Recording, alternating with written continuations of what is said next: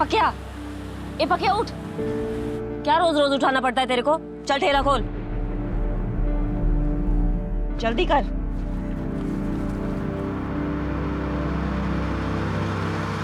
मेरी मदद के लिए रखा था तुझे यहाँ पर, लेकिन सबसे ज्यादा ध्यान तेरा ही देना पड़ता है। और कल 2 नारियल का हिसाब कम मिला है मुझे। क्या ताई, सुबह सुबह किटकिट कर रही है? तो कौन सा टाइम सही रहेगा तेरे लिए? कब करूंगी किटकिट? 2 नारियल का पैसा चाहिए मुझे, आज के हिसाब में जोड़ देना।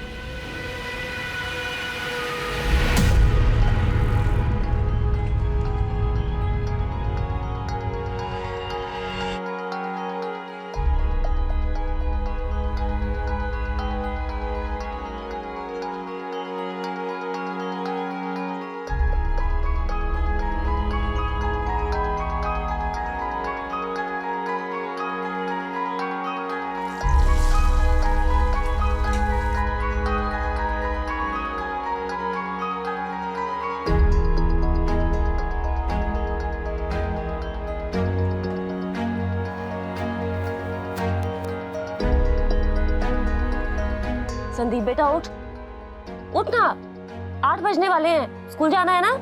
चलो जा, जल्दी कर मेरा बेटा।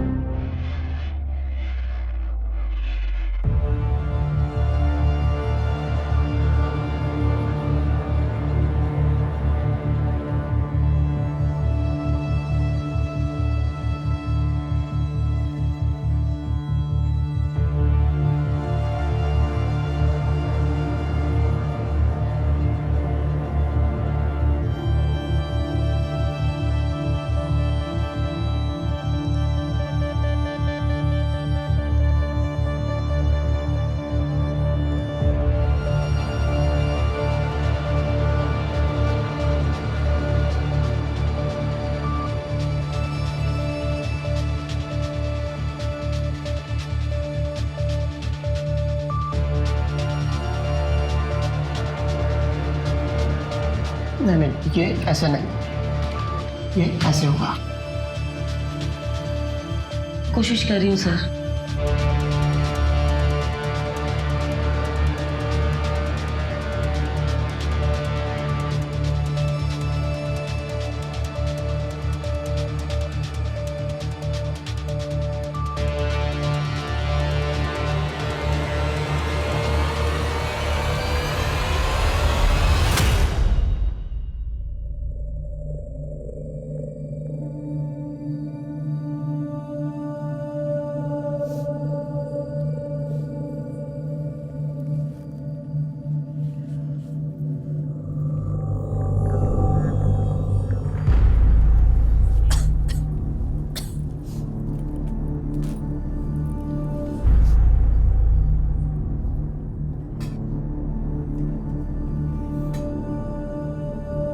तो वो मैं सोच रही थी कि घर के लिए एक छोटी सी पूजा रखवा लेते हैं। नमक कितना डाला है तूने दाल में, और क्यों करवानी है पूजा?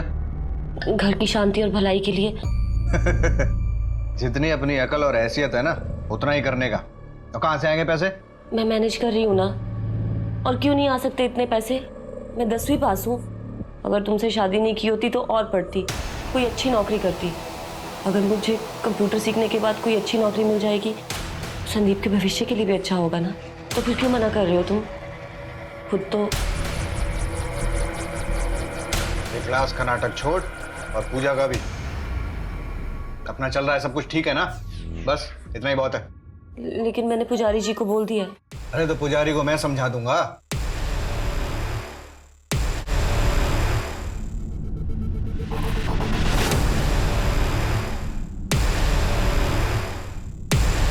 पंडित, पुजारी कहाँ?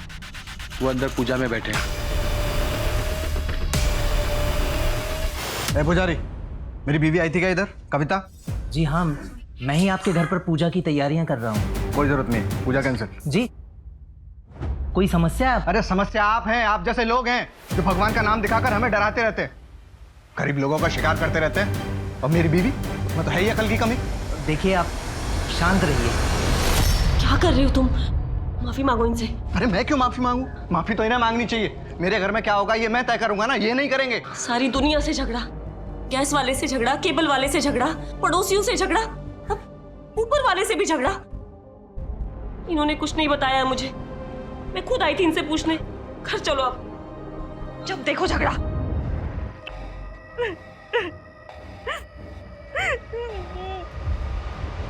सॉरी। देख, बोला ना सॉरी। तू समझ ना, सॉरी।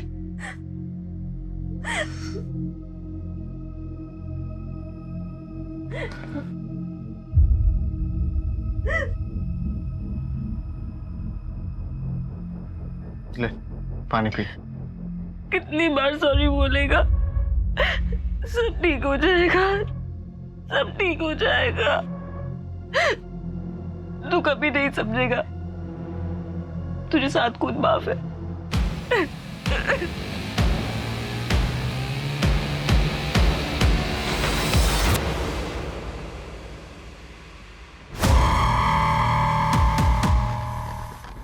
अबे जल्दी कर, जल्दी, मरनी नहीं चाहिए।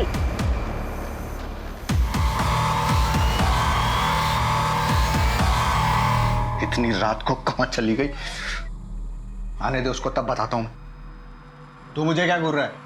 चल काम कर।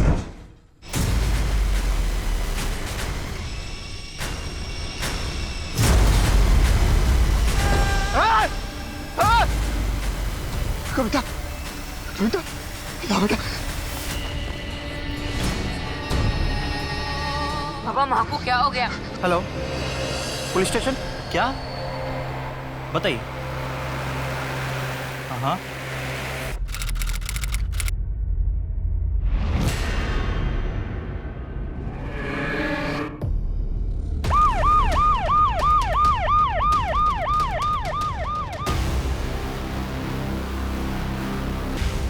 आप यहाँ से कर रहे हैं? आप क्या कर रहे हैं यहाँ पे? 5 घंटा हो गया सर, 5 घंटे तक पुलिस नहीं आई थी। मेरी बीवी ने मेरे सामने दम तोड़ा। यहाँ फेंक के गए थे गुंडे उसे। और पता है क्या, वो चेहरे ढके हुए नहीं थे, इसका मतलब समझते हैं आप? पुलिस का डर नहीं है उनको। छोटे लोग हैं हम, छोटे लोग। मैं 1 दिन के लिए छुट्टी पे था, इंचार्ज तुम थे त्यागी, फिर केस पर रिस्पॉन्ड करने में इतनी देरी क्यों? सॉरी सर, वो लॉकअप के अंदर हिस्टे लोग दंगा कर रहे थे, उनको संभालने के चक्कर में मैं सर को टाइम से रिपोर्ट नहीं कर पाया। वो लॉकअप में ही थे ना, भागे तो नहीं थे ना? आइंदा जरा समझिए कि प्रायोरिटी क्या है और क्या नहीं। चलिए बताइए, केस की डिटेल्स बताइए। अब तक क्या क्या पता चला है और अब तक आपने क्या क्या एक्शंस लिए? एक बात तो तय है, अगर वो दोनों आदमी ने बॉडी को घर के बाहर फेंका है, उसका मतलब वो घर को और घर के लोगों को अच्छी तरह से जानते हैं। बेटे और हस्बैंड ने क्या बयान दिए? सर, हस्बैंड ने बयान देने से मना कर दिया और बेटे का कहना है कि वो उन दोनों को नहीं पहचानता। सर, उसने बताया कि टेम्पो का रंग सफ़ेद था, दोनों आदमी सांवले और मीडियम हाइट के थे। टेम्पो का नंबर उसे याद नहीं है सर। मैंने ट्रांसपोर्ट डिपार्टमेंट से इन्फॉर्मेशन मांगी है सर, नाकाबंदी भी करवा दिया मैंने। सर, बॉडी को पोस्टमार्टम के लिए पहुंचा दिया गया है। मोबाइल रिकॉर्ड्स और जीपीएस लोकेशन रिपोर्ट्स कल तक आ जाएंगे। इस केस पर जल्द से जल्द रिजल्ट्स चाहिए। जी सर। और एक बात सर, हस्बैंड ने कुछ जाति भेद का आरोप लगाया था। छोटे लोग हैं हम, छोटे लोग। पूछताछ में पता चला कि काफी सिरफिरा किस्म का आदमी है, पत्नी को मारता था, सबसे झगड़ा मोल लेता था, और कुछ दिन पहले तो एक मंदिर के पुजारी का खुलेआम अपमान भी किया था उसने। सर कहीं ऐसा तो नहीं कि पति के व्यवहार की वजह से उसे सबक सिखाने के लिए अपराध किया गया हो? लेकिन इस केस में एक और सवाल है कि कविता के साथ इतनी बेरहमी क्यों?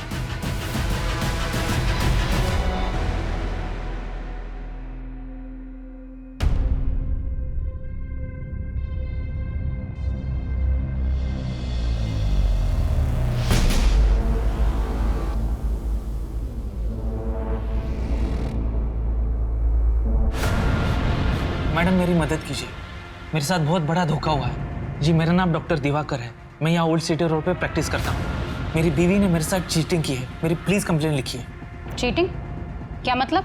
जी मेरी बीवी डॉक्टर कामिनी मेरे 25 लाख और जेवरात लेके गायब हो गई है। सर पोस्टमार्टम में कंफर्म हुआ है, लिखा है कि 4 से 5 लोग। और एक बात है सर, उसके बाद लोहे के हथियार से इंटरनल पार्ट को डैमेज किया गया है। मौत का कारण इंटरनल ब्लीडिंग है सर। और सर टेम्पो की अभी तक कोई रिपोर्ट नहीं मिली है। सर कविता के फोन रिकॉर्ड्स और जीपीएस लोकेशन रिपोर्ट आ गई है। ये लगभग उसके रोजमर्रा के रूटीन से मैच तो कर रहा है। बस ये एक 14 तारीख का दिन है, उस दिन पैटर्न थोड़ा अलग है। ये देखो 2 बजे के करीब काम से निकलने के बाद और क्लास से पहले वो यहाँ शिवाड़े नगर गई। आलोक पता करो कि वो वहाँ क्यों गई थी और किससे मिलने गई। Okay sir. और सर ये देखिए 14 तारीख को रात को 9:30 बजे कविता वापस पापड़ फैक्ट्री गई थी। लेकिन वो तो वहाँ शाम 5 बजे तक ही काम करती है ना? हाँ सर, यही इन्फॉर्मेशन मिली अभी तक। फिर उस दिन अचानक ऐसा क्या हुआ कि उसको वापस जाना पड़ा?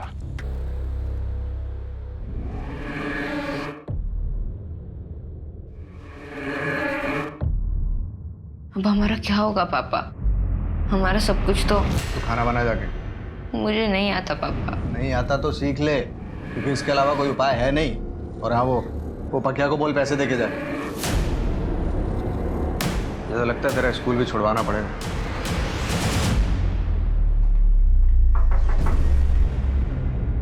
देखिए मैं समझता हूं कि आप लोग परेशान होंगे, लेकिन आप लोगों से बात करनी जरूरी है। आप समझ रहे हैं ना? आपको किसी पर कोई शक होता तो बता नहीं देता। देखिए मैं आपसे तमीज से बात कर रहा हूं, इसलिए आप भी तमीज से बात करें। आप यहाँ पर कोऑपरेट करेंगे या फिर पुलिस स्टेशन जाकर बात करें? आपकी बीवी के जीपीएस रिकॉर्ड के मुताबिक उस दिन रात को वो घर आई और फिर से रात को घर से निकली और काम पर गई। काम पर? नहीं सर, कविता तो घर पे ही थी। वो तो संदीप फोन लेके गया था रात को 9 बजे। मतलब ये कि हमारे पास एक ही फोन है और वो फोन रात को 9 बजे संदीप लेके गया था बाहर। बोल रहा था दोस्तों से बात करनी। संदीप कब तक आएगा बेटा? माँ मैं आ जाऊंगा ना, अब बच्चा नहीं रहा मैं। ये क्या हो गया तुझे? ए संदीप! उसके बाद मैं 10:30 बजे तक सो गया और तब तक तो कविता घर पे ही थी। फिर संदीप ने मुझे 12:30 बजे जगाया। पापा पापा मम्मी घर पर नहीं है। कहाँ चली गई? हमने थोड़ा वेट किया, उसके बाद मैं उसको ढूंढने बाहर निकल गया, लेकिन फिर वो मिली नहीं। मैं वापस लौट आया। उसके बाद तो आपको सब पता ही। और फिर 2:30 बजे के करीब बॉडी घर के बाहर फेंकी गई। अब सवाल ये है कि संदीप उस रात तुम अपने माँ के काम करने की जगह पर क्या कर रहे थे, और वो भी तब जब वो घर पर ही थी? सच बोलना बेटा।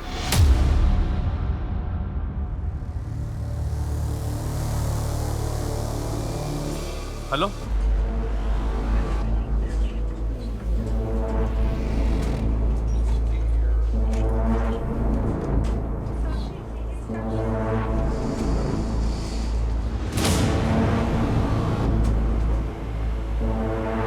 मुझे यहाँ क्यों लाया गया है और मैं यहाँ कैसे? कामिनी ये नाटक करना बंद करो। ये आदमी कौन है और इतना चिल्ला क्यों रहा है? आप इन्हें नहीं जानते?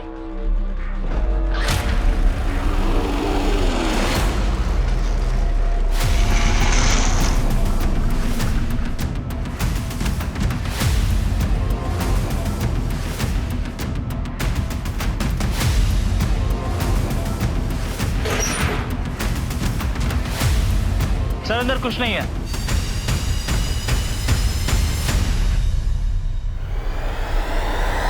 कोई क्यों नहीं रहा?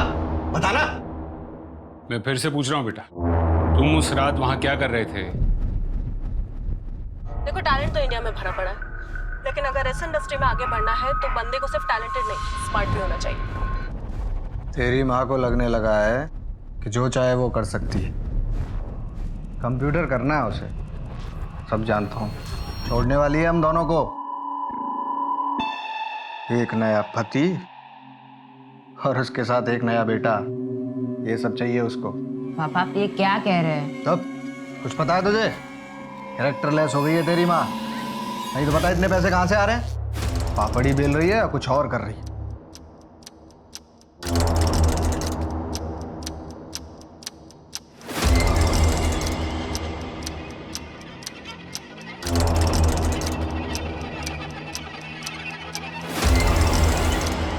कुछ दिनों पहले मेरी माँ ने मुझे कुछ बताया था। संदीप,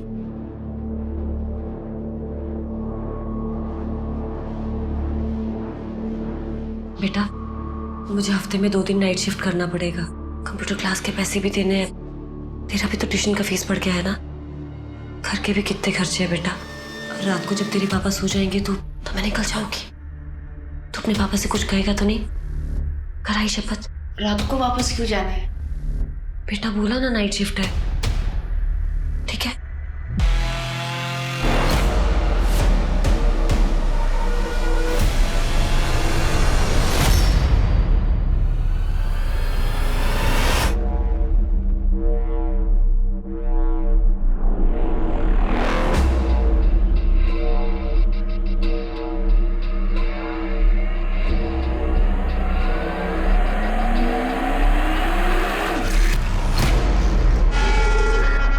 जब माँ ने मेरे साथ नाइट शिफ्ट की बात की तब मैं थोड़ा परेशान हो गया।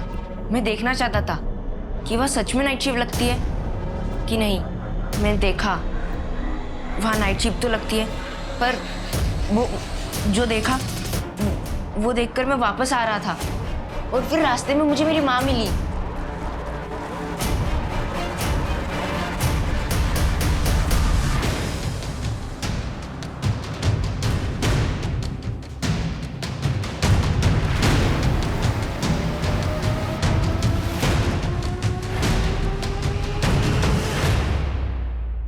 दिवाकर?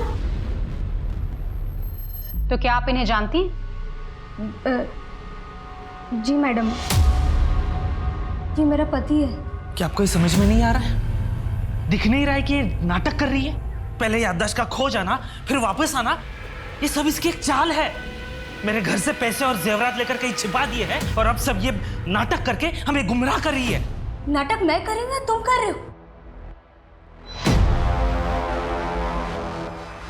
कराडे, ये सर। वो हिस्ट्री शीटरों की नई वाली फाइल आई? ये सर। सर ये वो फाइल। पापा ठीक कहते हैं कि तुम ऐसो, इसलिए वो तुम्हें मारते हैं। और मैं पापा को जाके सब बता दूंगा कि तुम नाइट शिफ्ट करने वाली हो। और मुझे पता है तुम्हें नाइट शिफ्ट क्यों करना है, और मैंने देखा नाइट शिफ्ट पर क्या क्या होता है। बदतमीज, क्या बकवास कर रहा है ये? और क्या देख लिया तूने? अब चुपचाप घर जा और फोन दे मेरा। तूने कहा था तुझे तेरे दोस्त से बात करनी है, अब अपनी माँ से झूठ भी बोलने लगा है। झूठ तो तुम बोल रही हो माँ। संदीप,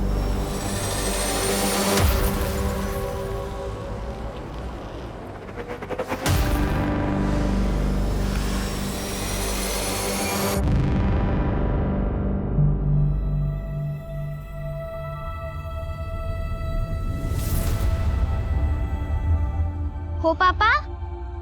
याद रखना कविता, जिंदगी में सबसे बड़ी चीज है सम्मान।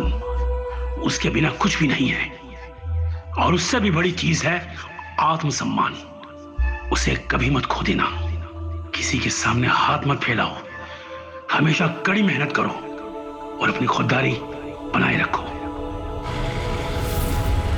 कर तो रही हूँ सब कुछ बाबा, लेकिन फिर भी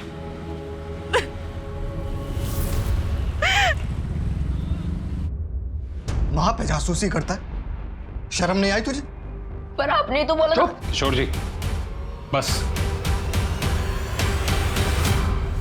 मैडम, नाटक तो ये कर रहा है। सब चोरी इसी ने किया है, क्योंकि इसका अफेयर चल रहा है, वो भी एक 15 साल छोटी जूनियर डॉक्टर के साथ। पिछले 4 साल से। इसे लगता है कि मैं कुछ नहीं जानती, पर मैं सब कुछ जानती थी। और अब मुझे रास्ते से हटाने के लिए मुझ पर झूठा आरोप लगा रहा है मैडम। इसी ने मुझे कुछ दिया होगा, जिसकी वजह से मेरा टेम्परेरी मेमोरी लॉस हो गया होगा। मैडम, ये क्या कंप्लेन करेगा? आप मेरा कंप्लेन दर्ज कीजिए के खिलाफ। देखिए, आप लोग पढ़े लिखे लोग हैं, अपने इस प्रॉब्लम का सोल्यूशन अपने घर जाके निकालिए। नहीं मैडम, मैं घर नहीं जा सकती, ये मुझे मार डालेगा। इस बार तो इसने मुझे बेहोशी की दवाई दी है, लेकिन अगली बार मेरी जान ले लेगा। मैडम प्लीज मैडम, मुझे घर मत भेजिए।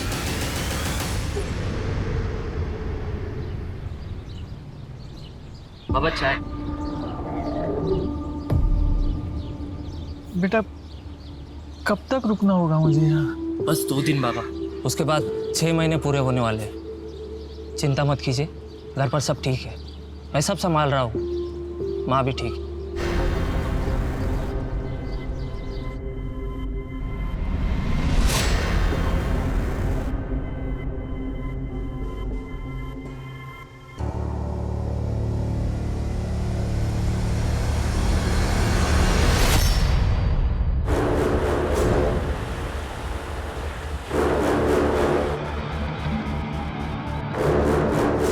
पापा पैसे मांग रहे, 4 दिन से तो तू आए नहीं पैसे देने। पैसे नहीं देने वाला मैं, पापा को बुला के बात करेगा मुझसे। तुझे क्या है बे, मुझे पैसे देना? दयानंद खुड़े, अपने आप को पापड़ किंग कहते हो ना? सर छोटा सा बिजनेस है। देवकी सालस्कर, 14 तारीख की रात को, जिस रात को कविता का हुआ था, आप दोनों को ऑफिस में देखा गया था, कॉम्प्रोमाइजिंग पोजीशन में। सर ऐसा कुछ भी नहीं है। और किसने बोला आपको? हमें लगा आप कविता के बारे में कुछ पूछना चाहते हैं, इसलिए हम यहाँ आए। और ये सब क्या है? और क्या प्रूफ है आपके पास? अपराधियों को ढूंढने के बजाय आप हमें देख रहे हैं। आपको पता नहीं सर, इस अपराध के कारण मेरा बिजनेस कितना लॉस में जा रहा है। इलाके की औरतों ने काम पर आना बंद कर दिया है और उधर ऑर्डर पे ऑर्डर ले रहा। आप दोनों वहां थे या नहीं? हाँ या ना? और कविता उस रात वहां आई थी या नहीं? कराड़े, इन दोनों को लॉकअप में डालो, क्या दश ताजा हो जाएगी। साहब हमने कुछ नहीं किया साहब। रात को तो पता नहीं, लेकिन दिन में मिली थी साहब वो काम पे। साहब वो सभी औरतों से किसी दिमाग के डॉक्टर के बारे में पूछ रही थी, 1 हफ्ते से पूछ रही थी साहब। देखिए देवकी जी, अब कहानियां बनाने से कोई फायदा नहीं। लेकिन साहब ये सच है कि वो बोल रही थी कि वो उसी दिन डॉक्टर से मिलेगी। वो दिमाग के डॉक्टर से मिली होगी, पूछा भी होगा, लेकिन हम आपसे ये पूछ रहे हैं कि 14 तारीख की रात को क्या हुआ था। अगर सच सच बोलना है तो बात करते हैं, वरना कराड़े। सर मैं इज्जतदार आदमी हूँ सर। सर ऐसा मत कीजिए सर। सर क्या आपको लगता है कि इन दोनों की वजह से? हो सकता है त्यागी, कविता परेशान हुई होगी और इसलिए वो फैक्ट्री पहुंच गई, ये समझने के लिए कि उसका बेटा बात क्या कर रहा था। और ये दयानंद खुड़े, ये शादीशुदा है, इसलिए उसने एक घिनौना काम अपने आदमियों से करवाया होगा और फिर बॉडी को फिकवा दिया होगा घर के बाहर, सबक सिखाने के लिए। त्यागी, एक काम करो, ये दयानंद खुड़े के सारे डिलीवरी टेम्पोस की फॉरेंसिक जांच करवाओ तुरंत, कविता के खून के ट्रेसेस के लिए, और उसके डिलीवरी के आदमी और हेल्पर्स को भी लाइन अप करो, और ये कविता के बेटे और पति को शिनाख्त के लिए बुलाओ। जी सर। एक बात अभी भी समझ में नहीं आ रही है, कविता रात को निकली थी क्यों? अगर उसका बेटा फोन लेकर रात को घर से बाहर निकलता था दोस्तों से बात करने के लिए, फिर तो वो घर को आ जाता होगा, लेकिन कविता को संदीप रास्ते में ही टकराया था। समझ में नहीं आ रहा है कि वो निकली क्यों थी। सर यही कविता केस की रिपोर्ट। सर 14 तारीख की शाम को कविता का लोकेशन शिवाड़ी नगर में था, जो कि डॉक्टर समीर शिंदे के क्लिनिक का था। साइकियाट्रिस्ट है? सर हमने आसपास पूछताछ की, वहां से पता चला डॉक्टर समीर शिंदे काफी टाइम से छुट्टी पे। और एक बात सर, हमें एक नई जानकारी हाथ लगी है। जैसा आपने कहा था, शहर के सारे हिस्ट्री शीटरों को खंगाला, उनमें से हमारे सामने एक नाम आया। सर 1 साल पहले ही जेल से छूटा है।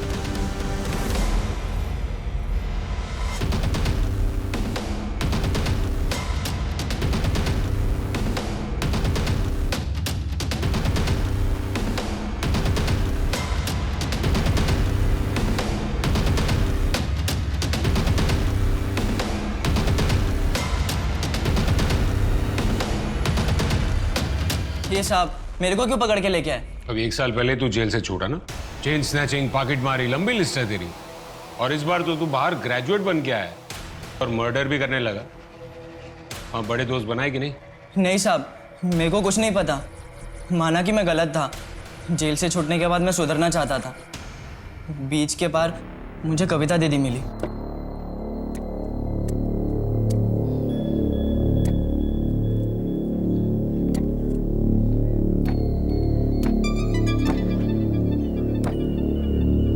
क्या देख रहा है? क्षमता नहीं है तो काय को करने का ये धंधा?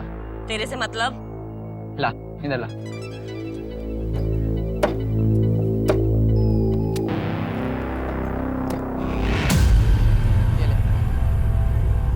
दिखता इतना सा है पर क्या फटाफट काटा। मेरे को सिखाएगा? मेरे यहाँ काम करेगा? मेरे को क्या मिलेगा? इनाम। इनाम मिलेगा एक दिन बहुत बड़ा। दीदी बहुत अच्छी थी।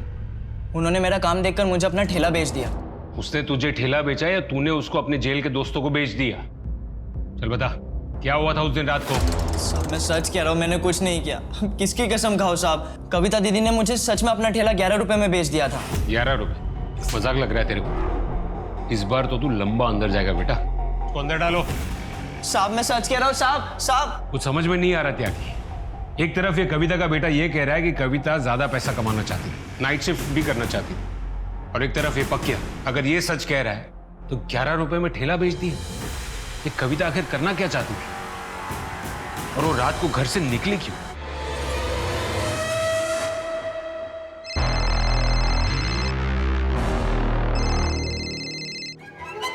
अभी मत निकलना, तुम्हारे रास्ते पर आज रात नाकाबंदी होने वाली है।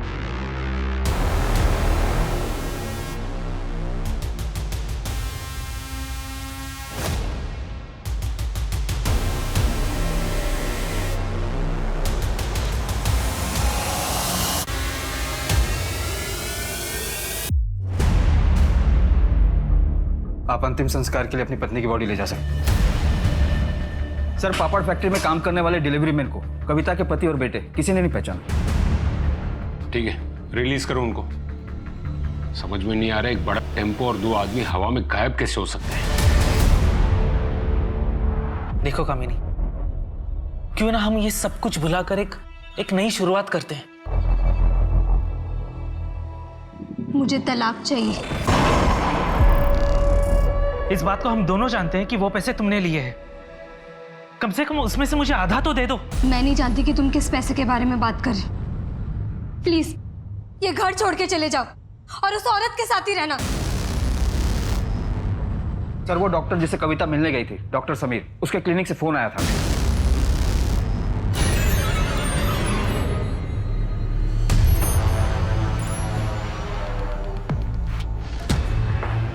सर मैंने ही आपको कॉल किया था। मैं डॉक्टर समीर की रिसेप्शनिस्ट हूँ। सर इधर।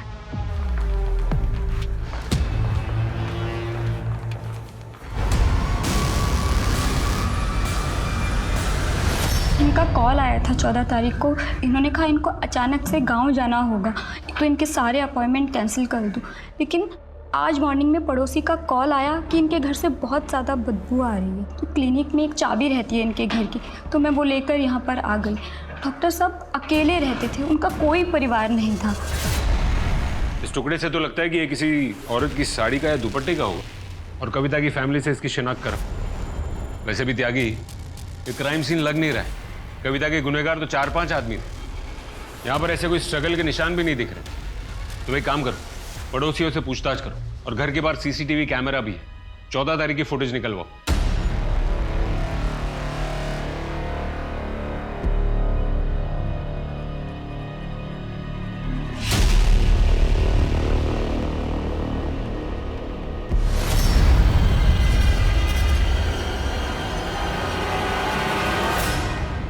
डॉक्टर साहब आजकल मुझे नींद नहीं आती। मैं 4-5 रोज से सोई नहीं हूँ। मेरा एक हाथ भी कांपता है। बहुत मेहनत कर रही हूँ ना आजकल। मेरे पति तो कुछ करते नहीं हैं। जब से उसने नौकरी छोड़ी है वो अजीब सा बर्ताव करता है। पता नहीं उसको क्या हो जाता है। मुझ पर हाथ उठाता है, बिना बात के चीखता है, लोगों से झगड़ता है। देखिए, आप परेशान मत होइए। मैं आपको 7 दिन की नींद की दवा लिख रहा हूँ, उसे आप लीजिए, आप ठीक हो जाएंगे। और अगर आपके पति ज़्यादा ही गुस्सा दिखाएं तो उन्हें चाय के साथ 1 बूंद डाल के दे दीजिएगा। मैं तो कहता हूँ उन्हें आप यहाँ ले ही आइए।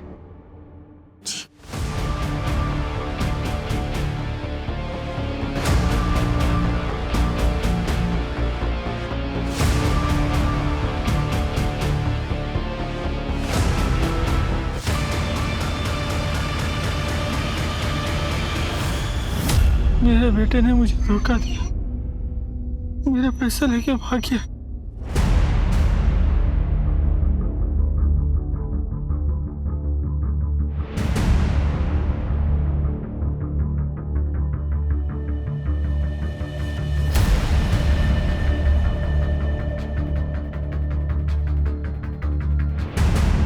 सर 2 आदमी आते हैं करीब 4 बजे, घंटी बजाते हैं, डॉक्टर समीर दरवाज़ा खोलते हैं और 5 मिनट बाद वहाँ से निकल जाते हैं। सर फॉरेंसिक ने कंफर्म किया है कि कपड़े के टुकड़े पर लगा खून कविता का ही है, और उसके बेटे ने भी यही बात बताई कि कविता उस दिन वही साड़ी पहन कर गई थी। कपड़े का टुकड़ा साड़ी से मैच करता है सर। 4 बजे? इसका मतलब है बॉडी को घर के बाहर फेंकने के बाद, तो फिर वो टुकड़ा वहाँ कैसे? अब तक की इन्फॉर्मेशन के मुताबिक कुछ ऐसा हुआ होगा। 14 तारीख की रात को कविता घर से बाहर निकली, अपने बेटे से टकराई, उसके बाद वो कहाँ गई उस बात की अपने पास कोई इन्फॉर्मेशन नहीं।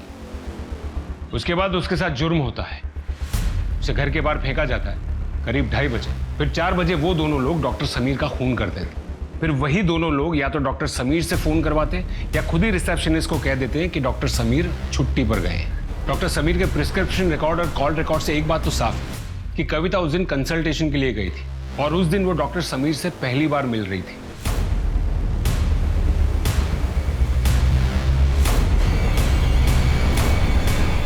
फुटेज में गाड़ी का नंबर क्लियरली दिख रहा है, गाड़ी इसी शहर की है। क्या कि अगर ये दोनों अब तक नहीं पकड़े गए, इसका मतलब इन दोनों ने अब तक बॉर्डर क्रॉस नहीं की। मुझे ये दोनों जेल में चाहिए आज के आज। जी सर। हेलो, संदीप और किशोर पर कड़ी नजर रखना, नहीं तुम वहां से हिलना नहीं, ठीक है?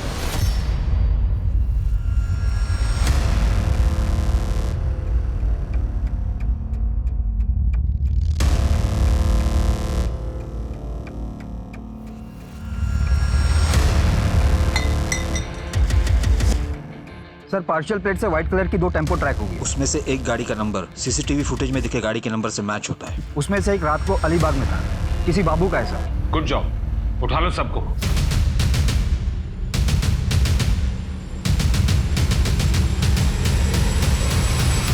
सबसे पहले तो तू ये बता कि रेप और मर्डर करके इतने दिन हमसे बच के तू गायब कैसे रहा? इस प्लान में और कौन कौन शामिल था तेरे साथ?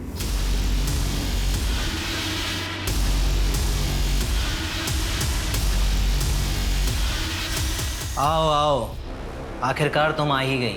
मैं कब से इंतजार कर रहा हूं तुम्हारा।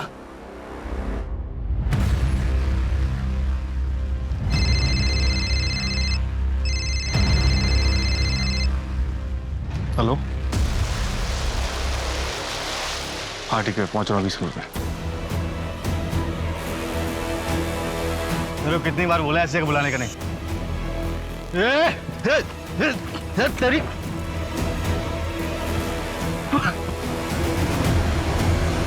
शर्म आती तुम्हें अपना ऑफिसर कहते हुए? तुम्हारे जैसे चंद लोगों की वजह से पूरा पुलिस डिपार्टमेंट बदनाम है।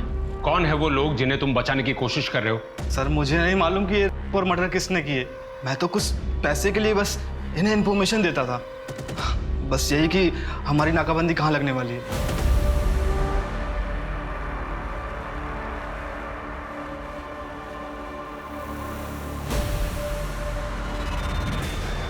मैम आप बहुत लकी हैं, क्योंकि इस साल हम सिर्फ 2 और ग्राहकों की सेवा कर सकते हैं। ये देखिए, एक्सक्लूसिव प्रोडक्ट है और हर्बल भी। आप चाहें तो 1 वीक का फ्री ट्रायल ले सकती हैं। मैम आप बहुत सुंदर हैं। कविता तो पैसे वाली नहीं थी। सर हमारे बॉस को कविता बहुत पसंद थी, वो उसे पाना चाहते थे, लेकिन सर वो कभी किसी के साथ ज़बरदस्ती नहीं करते, बल्कि औरतों को इतना मजबूर कर देते हैं कि वो खुद ब खुद उनके पास आती हैं। अलीबाग में हम लोग 1.5 साल पहले ही शिफ्ट हुए। दरअसल नासिक में मामला ज़्यादा गर्म हो गया था, इसलिए यहाँ ज़्यादा कुछ कर नहीं रहे, बस कुछ मजबूर औरतों का किट चला रहे हैं। क्या नाम है तेरे बॉस का? सर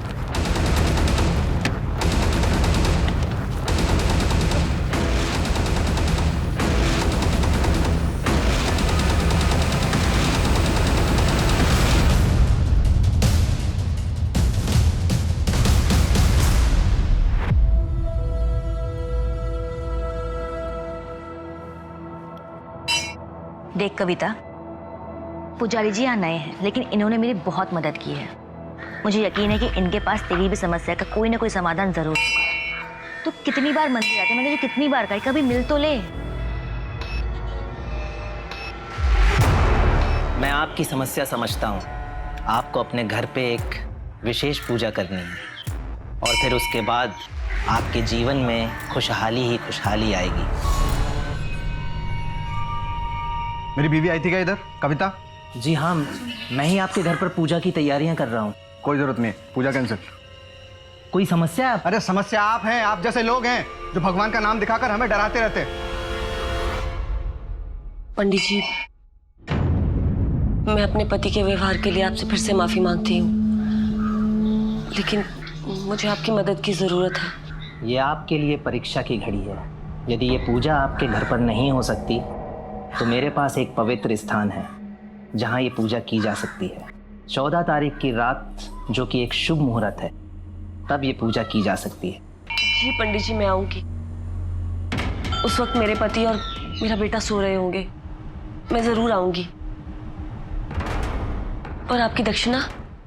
जो आपकी खुशी हो, लेकिन अधिक प्राप्ति के लिए आपको एक बलिदान देना होगा। एक ऐसी चीज जो आपके जीवन में कुछ मोल रखती हो, उसे आपको 11 रुपए के लिए बेचना होगा। जी।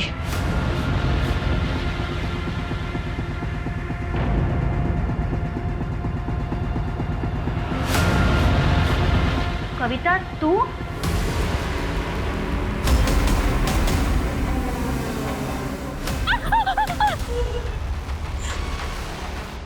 देख,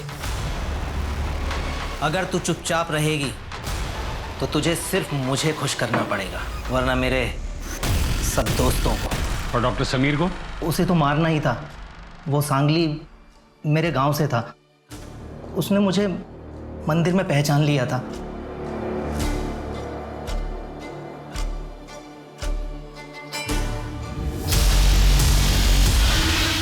अरे विजय जी, आपको कोई गलतफहमी हुई है।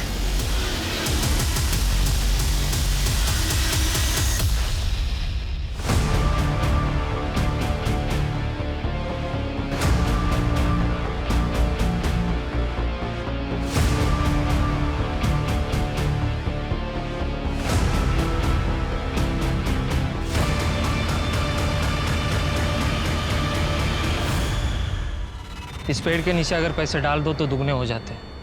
बस आपको 6 महीने के लिए इस पेड़ के नीचे रहना पड़ेगा। ऐसा ही पढ़ा है मैंने।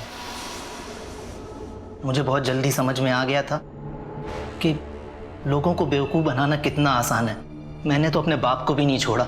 मजबूरी आदमी को महात्मा नहीं बनाती है, बल्कि मजबूरी आदमी को बेवकूफ़ ज़रूर बनाती है। लालच और मजबूरी एक बहुत ही घातक कॉकटेल है। इस ढोंगी बाबा जैसे चंद लोगों की वजह से समाज में भगवान के प्रति श्रद्धा से अच्छा काम करने वाले लोगों को भी अपराधियों की नजर से देखने लगते हैं लोग, जो कि गलत है।